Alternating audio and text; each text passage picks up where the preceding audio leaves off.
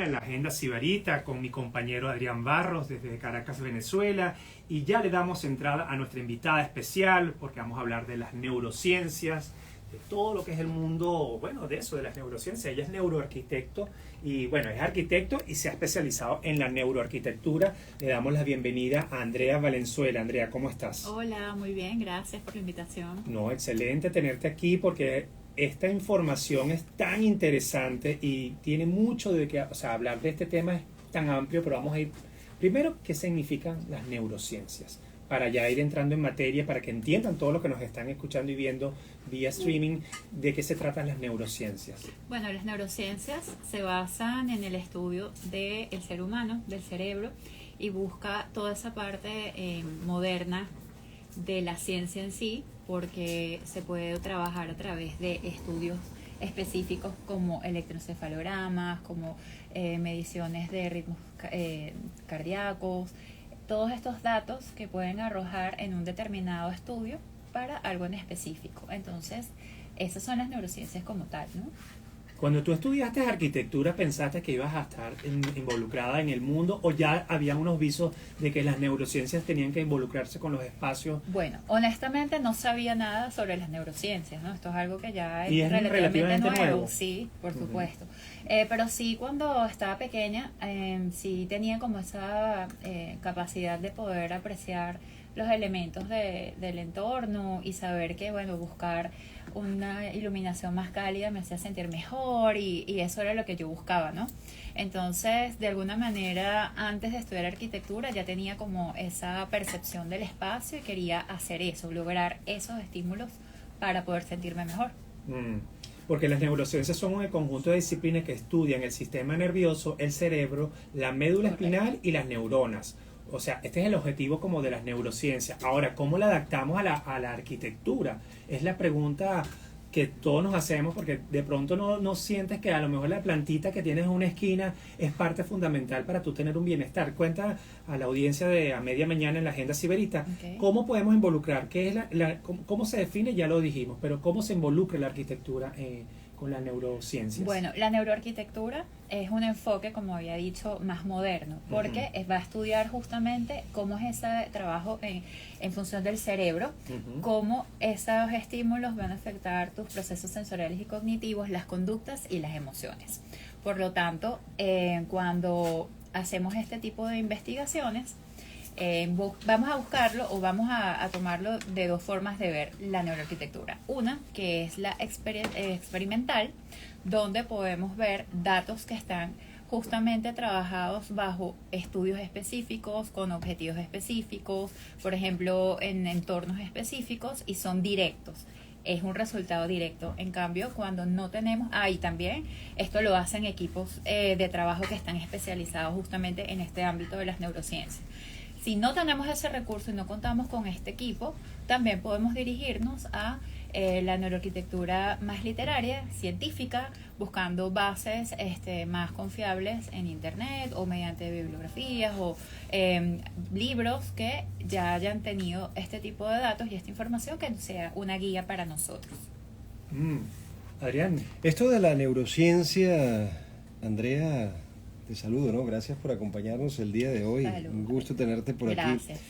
La neurociencia es como una nueva tendencia, ¿no? En todas las áreas. En todas las áreas, no Sí. solo arquitectura, No. sino... Lo podemos observar, por ejemplo, neurociencias en la parte gerencial, en neuroliderazgo, podemos observarla también en neurogastronomía, en el área de la gastronomía, en la educación. También es importantísima ahora poder evaluar cómo el alumno tiene mejores capacidades o aprendizajes dentro de un espacio. Entonces todo esto tiene que ver con las neurociencias y como bien decía Luciano, es porque estamos estudiando todo lo que es el cuerpo humano como tal y cómo son esos procesos, cómo reaccionamos a todos esos elementos que están. Pero es interesante eso que me estás contando, cómo reacciona el ser humano, el cuerpo humano, cómo reacciona la mente o cómo funciona la mente en determinados procesos, pero en arquitectura me parece muy interesante, ¿no? Que tú vayas a adaptar un espacio a lo que la persona no solamente desea o quiere o le gusta, sino lo que siente, ¿no? Y eso me parece algo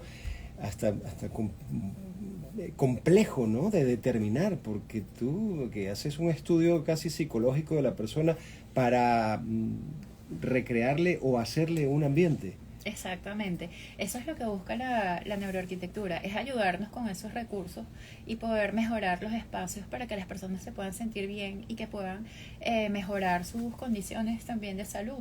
Por ejemplo, en los hospitales, como decía, en los colegios también, la buena iluminación, la ventilación, todo esto puede ayudar a que el estudiante pueda aprender y despierte la creatividad y pueda registrar en su cerebro, su memoria, las tareas o los trabajos o lo que están impartiendo los profesores. Entonces, cuando hacemos realmente consciente que todos esos elementos que están en el espacio interfieren en nuestro cerebro y que están moldeando todo el tiempo nuestro cerebro, porque el cerebro tiene una condición, una característica especial que es la neuroplasticidad. Entonces, cuando ya vemos nuestro cerebro como algo que está moldeándose todo el tiempo, tomamos más en serio a dónde vamos a ir, qué es lo que vamos a hacer y qué es lo que vamos a percibir y qué es lo que queremos para ese día. Pero me resulta un poco más sencillo, ¿no?, una aula de un grupo de gente, ¿no?, hacer un espacio para un grupo de gente, ¿no?, la pared va a ser verde porque relaja más, ok, y es así. Pero cuando es una persona que quiere un espacio y que tú tienes quizás sentarte allí y decir, no, es que ahí un sofá azul no va, y que el cliente te diga, no, pero es que yo quiero un sofá azul. Bueno, pero habrá allí unas habrá diferencias de criterios y tendrás que darle tus razones. Puede ser una conversación interesante, ¿no? Totalmente, claro. Con alguien que quiera hacer un espacio y que vaya con, digamos, con el sentir de esa persona, ¿no? Resulta peculiar, ¿no?, una nueva manera de ver la arquitectura. Es así. Es como una obra de arte que cuando la ves no sabes por qué te gusta. Quizá ni siquiera te gusta, pero sí te tiene... Hay una conexión. Sí, hay una conexión y te sobrecoge o te impresiona y no sabes exactamente por qué. Es porque un conjunto de cosas que a lo mejor no son perceptibles Claro, a primera porque vista. todos los elementos, como bien decía, del espacio tienen procesos que para nuestra forma de verlo está directamente conectado. Entonces nosotros desde pequeños sabemos que tenemos 5 sentidos, pero honestamente todas las personas pueden ir desarrollando más sentidos, porque si tú, por ejemplo, vamos a poner un ejemplo, si yo soy costurera y estoy dedicada a las telas y estoy todo el tiempo viendo las telas, ya yo voy desarrollando un sentido distinto, que yo al ver, yo estoy mirando una tela, ya yo sé si se me hace buena para poder hacer un tipo de patrón, un tipo de diseño. En cambio, otra persona que no está en conexión con esa tela no va a tener ese sentido desarrollado.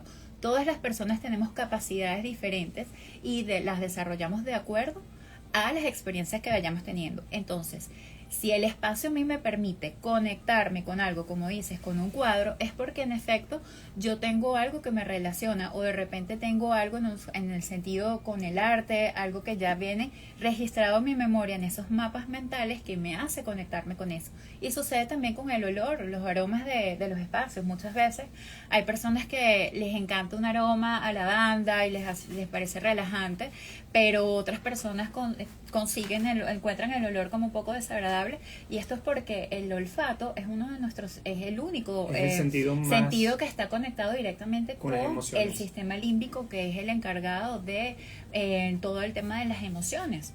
Entonces, cada olor, cada aroma va haciendo ese registro y memorizando todo eso que yo voy teniendo. Y bueno, imagínate qué importante es solamente totalmente. un Estamos aroma. conversando con Andrea Valenzuela. Ella es especialista en neuroarquitectura, en neurociencias, porque no solamente se queda en la parte de la arquitectura, también se ha metido un poco en la parte de la neurogastronomía, porque también es una de sus pasiones, y ya eso sería otro tema en otro programa, hablar de la neurogastronomía para más adelante. Pero los desafíos, ¿cuáles son los desafíos que tiene un arquitecto a la hora de hacer ya un proyecto como tal? ¿Qué se necesita exactamente, Andrea? Bueno, yo recomiendo que comencemos a hacernos conscientes. Nosotros como diseñadores tenemos que ser muy conscientes de que todos los elementos que vamos a aplicar en ese diseño, que es no solamente el recorrido, la estética del lugar o que se vaya con las tendencias del momento, sino que también podamos controlar todos estos procesos, como decía, si tengo iluminación, estos factores, ¿no? Iluminación, la orientación, la ventilación, las texturas, el mobiliario que sea ergonómico, todos estos elementos deben estar bien desarrollados y bien pensados para un objetivo en específico. Cuando yo logro esto, puedo lograr un equilibrio en el ambiente real. Y como decía, puedo basarme en estudios científicos, que ya contamos con esos estudios científicos bastante avanzados, que te permiten tener un patrón al que puedes seguir, y vas a saber que vas a tener unos efectos positivos en las personas. Sí, tan sencillo como la pared verde en un consultorio. Los colores, la teoría del color, ir aplicando todos esos conceptos te va a ayudar muchísimo para poder mantener un equilibrio en el ambiente. Y a mí no me gusta hablar de tendencias, Andrea, pero las tendencias, 2025 hay una tendencia para la neurociencia, la neuroarquitectura. En el diseño siempre está con tendencias, ¿no? Igual que la moda, pero es importante que cuando vayamos a hacer un diseño, el desarrollo de un interiorismo, no nos guiemos solamente por las tendencias o por la moda. Siempre tenemos que buscar los recursos y los elementos que en verdad van a funcionarnos a nosotros. Por ejemplo, las tendencias del 2025, estamos viendo que ahora hay automatización en los espacios, tenemos mucha tecnología que estamos aplicando, por ejemplo, la automatización para aire acondicionado, para las luces.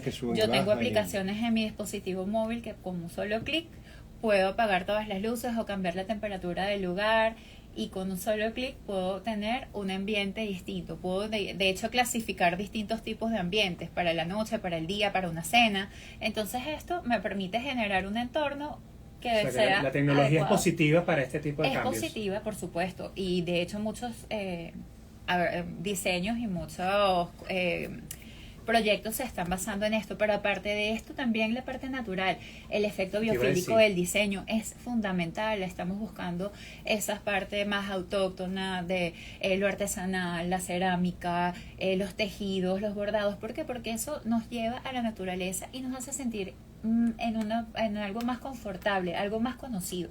El ser humano es natural. Entonces, si buscamos esos elementos naturales en nuestros espacios, vamos a tener mejor calidad de vida, vamos a disminuir el estrés. Hay personas que sufren mucho de migrañas. La iluminación controlada también puede funcionar para mejorar esa condición. Bueno, el tiempo tú sabes que pasa volando, y ya tú has estado con nosotros en este espacio, y la neurociencia, la neuroarquitectura es interesantísima, Adrián. Ya para ir despidiendo, Andrea, las coordenadas para saber qué más nos puedes ofrecer en tus redes sociales. Sí, pueden seguirme por @neuroarquitectura y @neuroarquitectadesign. Ok, neuroarquitecta design, neuroarquitectura. Y bueno, muchas gracias, Andrea a Valenzuela, por acompañarnos hoy en la Agenda Sibarita, aquí en A Media Mañana por Kiss FM. Adrián. Gracias, Andrea, un gusto conversar contigo. Gracias, Luciano Presato, con su Agenda Sibarita todos los jueves aquí en A Media Mañana. Nosotros en enero cumple años este famoso, célebre señor, este cantante. Fue el 10 de enero, por eso es que no lo celebramos. Nosotros empezamos a trabajar el 13 de enero. Sir Roderick David Stewart, a quien todos conocemos como Rod Stewart. Fue su cumpleaños el 10 de enero de 1945, nació en 1945, así que saquen ustedes la cuenta y sigue allí produciendo, aunque él dice que ya los años he leído varias cosas de él por allí, los años que está viendo ya son de gratis, porque dice que ya, bueno, es una cuenta atrás, en fin, pero ahí sigue el señor Rod Stewart. Bueno, con eso nos vamos a cerrar aquí nuestro Instagram, que lo tengo aquí a mano. Hasta luego, Andrea, Gracias. y allá el señor Luciano Presato. Ok, cerramos.